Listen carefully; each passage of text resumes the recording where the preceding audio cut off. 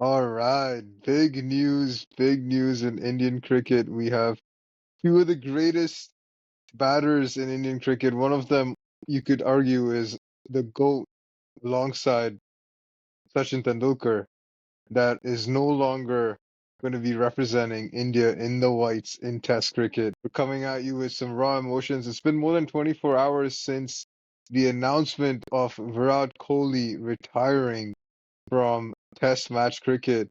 Ishan, give it to me. How do you feel about it? Oh man, devastating. And this is not only big news for Indian cricket, I think it's big news for international cricket. I think a real ambassador of the white ball, a real sort of manifestation of what white ball cricket is, is sort of moving away from the format. And I Hmm. did see a headline that I think really captured it all. Headline went something along the lines of the white format lost its color. Yeah, And I think that describes sort of what Virat Kohli, the color he brought to the white format game, right? So no, I think it's definitely a sad time for white cricket, for white ball cricket. absolutely, absolutely. Virat Kohli, you could say, changed the game of Test match cricket and the way that it's played. He brought a lot of aggression to the game. And I feel like in the last 10 years, Test match cricket has evolved so much where it's become this aggressive game. And people will say, "Oh yeah, it's basketball, this and that," but really it was a few players in the last 10 years that started playing an aggressive brand of cricket. One of them being Virat Kohli. You could say Ben Stokes is the other one as well, but Virat Kohli's been doing this since he donned the whites, and he's just been such a testament to how the white ball, oh, sorry, the red ball game needs to be played. Yes, And yes. and he represented everything that now is going to turn into a legacy. He's left a legacy on the red ball game, at least in my opinion. And so I feel it's a big loss for Test match cricket because he brought bums to seats. People would go to watch a game because Virat Kohli was going to play. You and I literally were contemplating going to watch the India versus England Test match series in England, and we're out here in Canada, for those of you who are not aware. We were planning to travel all the way just so that we could watch Virat Kohli bat in what we thought was going to be one of his last series. Turns out that's not even going to be the case. I know, and I know. Obviously, we're going to talk about Rohit Sharma as well, but just on the topic of Virat Kohli, just shy of 10,000 runs. And we all know that what that milestone meant for him.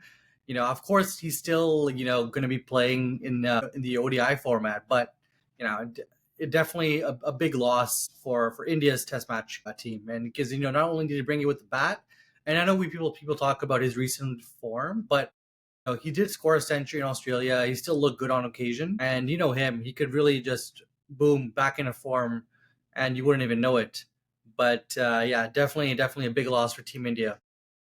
Yeah, absolutely, absolutely. I think it's well represented by the hat that I'm wearing, greatness of the game, both of them, Rohit and Kohli. I'm curious, what do you think about his decision to retire before, like, just like that, without even playing a test match? Like, you would think someone of his caliber would want to play a series and go out with a bang, but he's just decided to call it quits just like that. What do you think about that?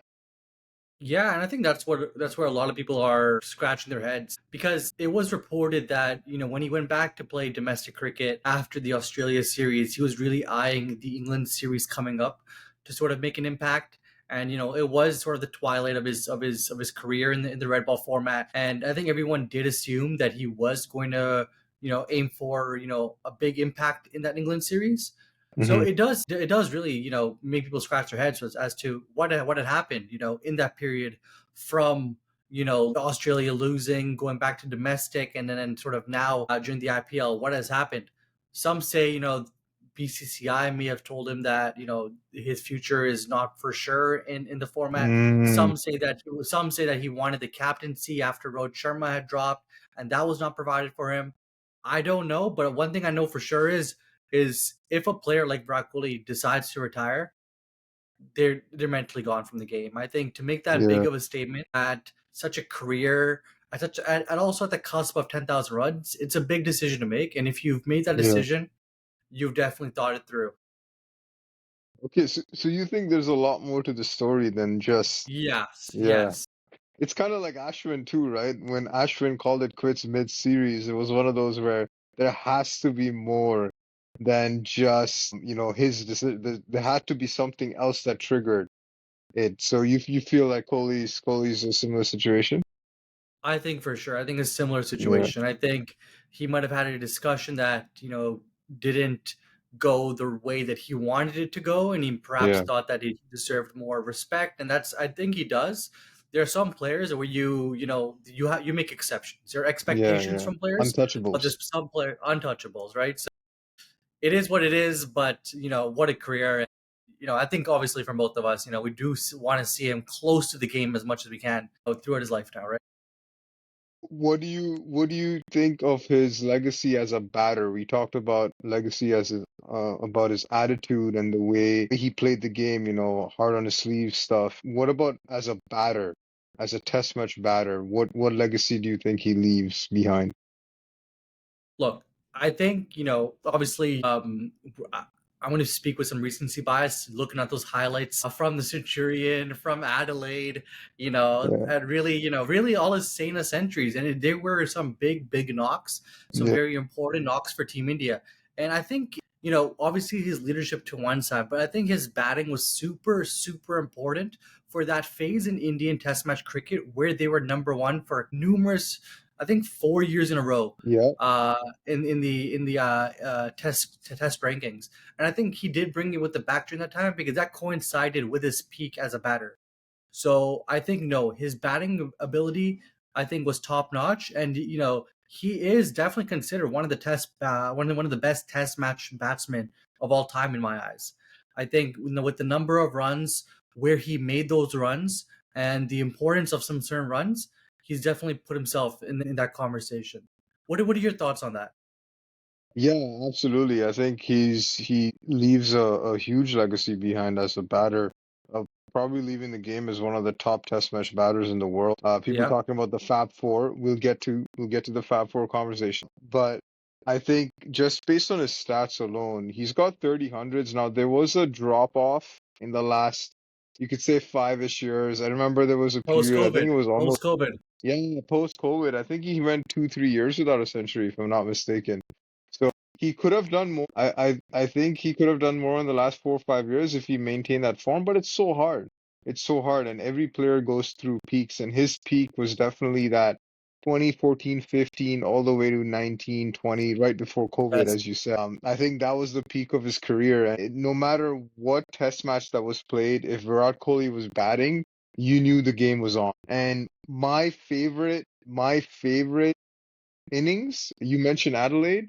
It was that innings in Adelaide. I believe it was the 24-15 series down under. He just took yeah, over. No, he took over the captaincy for Dhoni, but Dhoni hadn't resigned from captaincy or retired just yet. He took over for that game, and India were chasing. I think it was like 340, 350. Australia did a aggressive declaration to kind of dangle the carrot for India, and he was like, "All right, you're gonna dangle the carrot. We're gonna go after the win." And he almost pulled the proverbial rabbit out of the rabbit. hat. Yeah, in that game, I have that memory of him getting out scarred in my memory, where he pulled Lyon. It was Nathan Lyon, half tracker. He could have hit it anywhere, anywhere, and he pulled it straight to the man in the deep. I think it was deep mid wicket, if I'm not mistaken. And that was it. That was the game. And you felt in that moment that it was one of those like, what are we seeing? Are we seeing the start of a new age in Indian cricket? And to be like that inning set the stage, sorry, going forward. Because then he took over the captaincy, and then we saw that aggression through and throughout his captaincy. And like you said, it was during that period where India rose up the ranks, and they ended up being number one for quite a few years in a row Yeah, which yeah, which no, culminated in a series win in Australia yeah, in and the it was a series after that yeah. and the series after that. So back to back series win. He may have not was he? Yes, he was captain in the first one. In the second one, he was injured. I remember Rahane took over, but he still had massive influence in both those series. Yeah, yeah, no, no. That first series win down under again. I think Ravi Shastri was the coach at the time. Yeah, that entire series win, his partnerships with Pujara, and sort of how he navigated the Indian team down under with the bowling changes and whatnot. It was incredible. It was incredible, and yeah, yeah. To your point, definitely momentum shifter not only in a specific innings or a series, but in terms of Indian cricket in general. I think it's safe to say that where he found India cricket from a test match playing perspective and where he left off, he definitely left off the team in a better position where he had found it, right? So with the newfound confidence and I would say the aggressive playing style, I think definitely the India team from a test matching perspective is poised for the future. Awesome, awesome. So I wanted to touch on the Fab Four. So the Fab Four that everyone talks about was Kohli, Williamson, Steve Smith, and who was the fourth one? Who am I missing? Joe Root. Joe Root. Can't forget Sure. Joe Root, right? So you could argue Fab Five, Babar Azam, cough, cough. But let's Same. so amongst those Fab Four, where does Kohli rank in your opinion? And then I'll share mine. Okay, I'm gonna ask a follow up. Rank in terms of batsman or test match batsman? Test match batsman. Test match batsman. Test match batsman.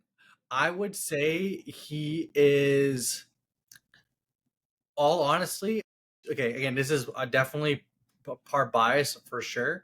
I would rate him as number two under, and this may surprise us others, Joe Root. I think Joe Root Oh is a damn. one format king. He's one Okay. format king, and that's in the red ball. I rate I rate Virat Kohli higher than Steve Smith, and that's maybe my bias because I'm not a fan of Steve Smith. He's a great batsman, but I think Kohli has way more of an impact. I know the runs may slightly have. I think he may have slightly have an edge over Kohli, but I think from an impact perspective, I rate Kohli above Steve Smith, so he'd be my number two in the Fab Four, and he's the first one to retire Damn. out of all four, and that's interesting. He's the first one out of all four to retire.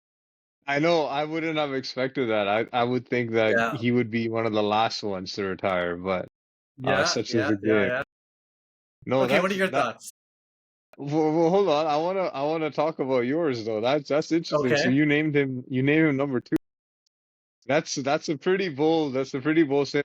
Though Joe Root, uh, did you say you had some recency bias because he off late has probably been the best test batter in the world, right? So yeah, I could see your argument to your point there. So I'll give you that. I'll give you that. For me, when you look overall, yeah, it is very tough. It is very tough. Like I feel like Kane Williamson doesn't get as much flowers as he deserves because because he plays for New Zealand, New Zealand, as the right? entire New But Zealand team. but as I say that, I'm looking at his stats right now. He's averaging 54. Kohli averaging 46. He's got 9,200 runs, similar to Kohli. He's got three more hundreds than Kohli in Test match cricket. So, from a stats perspective, you can argue and say Kane Williamson is probably a better batter. But then you have to look overall, like impact on the games, impact in the field, right? And when I say field, I'm again talking about batting. Like Virat Kohli brought fear to bowlers' eyes. Like he could change the game. He had that aggressive mindset to his batting too. And it's not that he was hitting fours and sixes. It was his intent in the way he batted. Whereas Williamson, Steve Smith, Joe Root, they were classical batsmen, and all four of them are. But from an intensity standpoint, I feel like Virat Kohli always brought intensity to his batting that always put a question mark on a bowler and force them to be at their best because if they weren't, he was going to take the game away from the opposition. And I think that is my reasoning for putting him at number one. Like if I would put him above Joe Root, above Kane Williamson, above Steve Smith, because he just had that ability to take the game away from the opposition, and that's the reason why he's number one for me. Okay, sorry, maybe slightly off here, but then I was And just you could wondering say who's it's your number biased two? too, but No, who's but number who's your two? number two then? Yeah. Okay, that's tough. So based on recent form, Joe Root, but Okay. based on technique and just reliability, Kane Williams. Okay. Fair. Fair. Yeah. Fair. Fair. Fair. I completely get it. I completely get Steve it. Smith is I just can't stand Steve Smith. So maybe there's a lot of bias. That's a bias. I can't stand the fidgety the fidgety around the fidget I can't even speak. The The fidgetness around the fidgetiness. Yeah. crease. Yeah. Yeah, yeah. Just the movement is just too much. But then again, his track record has been amazing. In Australia, people are saying like he's the next best thing after Don Bradman from a test match batting standpoint, right? So you can't argue the stats like fidgetiness and all and quirkiness and all. You can't argue against the facts, against the numbers, and he's up there too. So it's very tough. Yeah. You could Yeah. say you could rank any of these, but I'm willing to bet any person ranks these four. The difference between the ranks is like, you know what I mean? Like I get it. you might as well put them all on the same. No, no, I completely align on that one. Okay, now to bring the conversation a little bit back home now. So obviously, Rohit Sharma retired, Kohli retired. Who will look to fill the void now for Team India from a captaincy perspective, as also from a batting position perspective? What are your thoughts on that, Troy? Yeah, I love that because I was going to take the conversation. Bro, let's start with from a batting perspective. I think there's a Okay. lot of Yeah. obviously.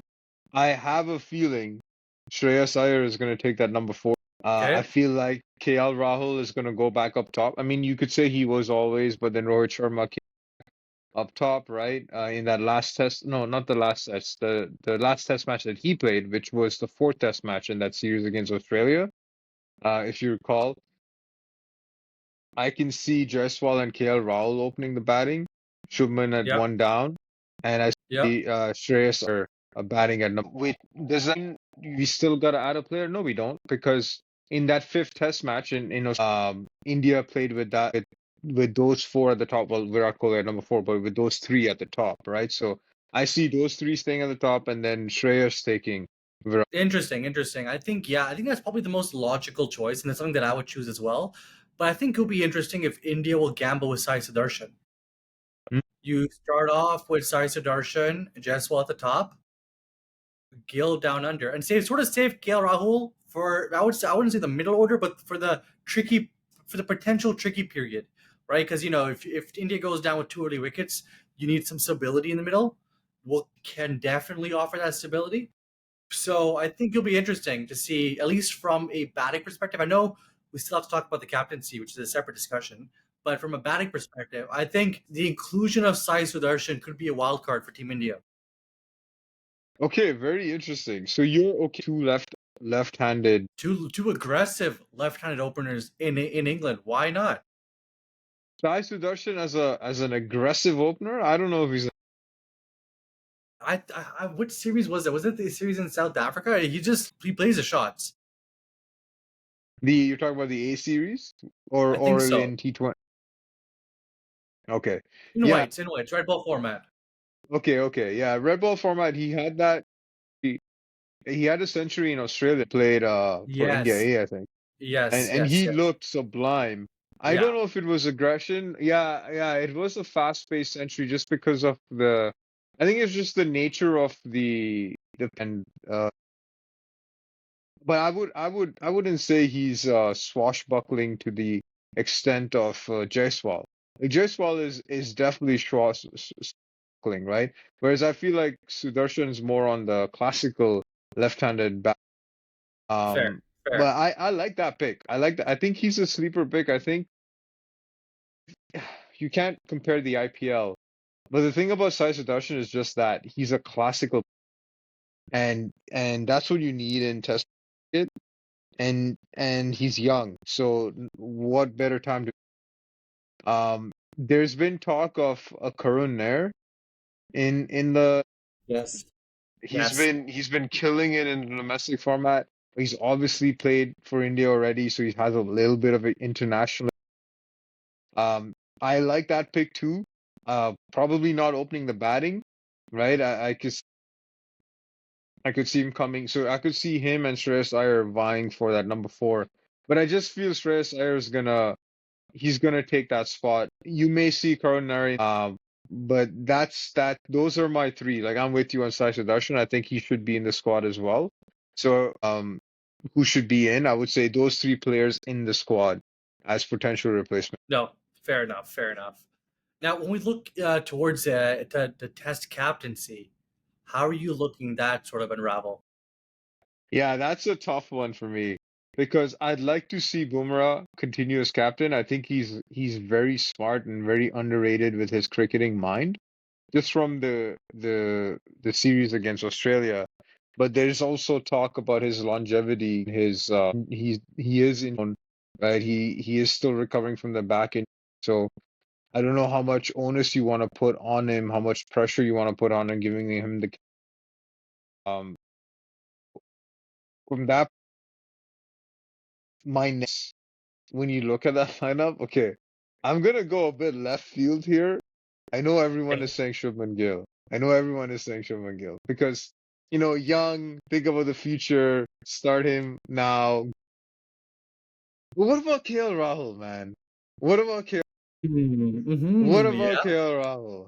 Come on, he's in the opportunities that he's gotten. He's been a servant in the sense wherever you needed him to fill a void, he's done that. Right? And now a you're looking at a situation where he may be able to cement his spot now that these two are gone for good. May be able to cement his spot until he's done himself. And I think he has a few more years left in him. If I'm not mistaken, he's 31. Yeah, I think it's low 30s. Yeah. Right, right. So he has easily another 4 or 5 years in him. And so I like him as an option just from an experience just from experience standpoint of captaincy as well in domestic format. I'm not sure how much he's led domestically, but he's obviously played the IPL. He's led in other aspects in Indian cricket as well. So, and then maybe have Shubman Gill as vice captain or Bumrah as vice captain. So that's my No, fair enough. I think to your point, KL Rahul has been so malleable for Team India, and so it definitely I think he should be in consideration. But does he want it? That's another interesting point because allegedly for Delhi Capitals he didn't want the captaincy. So does that translate over to Test match? I don't know. Come on, but you're talking about IPL versus Does representing Team India India? in test match cricket. And test matches for a lot of these guys, especially that generation who are in their 30s now, you could say the millennials, they still look at test match as that number one format. If you make it to test match cricket, like you've made it, right? And I feel like if you get an opportunity to represent your country at test match level, get the you're going to take it. I think you'd be stupid not to take it unless you have a legit, which I don't think Rahul does, to be fair. I think he should take it. No, fair enough, fair enough. No, that's a fair point. Again, I would have no quarrels with KL Rahul having the captaincy. I think an interesting perspective that I have, obviously Shubman Gill is in the discussion. Yeah. I think Shreyas Iyer is also in the discussion. I think his experience, obviously, I do understand that IPL is different than the test match format, but he's captained the IPL, won IPL. And I'm a big believer in sports and cricket being very poetic. And I did read this online, so I know definitely I'm not going to take credit for it, but it is interesting how if we see the captaincy tussle between Kohli and Rohit Sharma. Kohli being a Punjabi boy, MRF is his sponsor. Rohit Sharma being from Mumbai, Siat is his sponsor. You have Shubman Gill, who's a Punjabi boy, MRF as a sponsor, and you have Shreyas Iyer, who's a Mumbaiker with a Siat sponsorship. So nice little dichotomy again within that in those I words never knew variables that. there. I never noticed that. So it is nice how the tussle, I guess, between CN and MRF is still continuing. Or Overjumping, yeah, literally, and both are very strong lobbies in international cricket for Team India. and just I didn't think we'd go here, but Punjab has been producing some amazing cricketers in the Batters, IPL and test matches, batters, yeah. bowlers, the whole.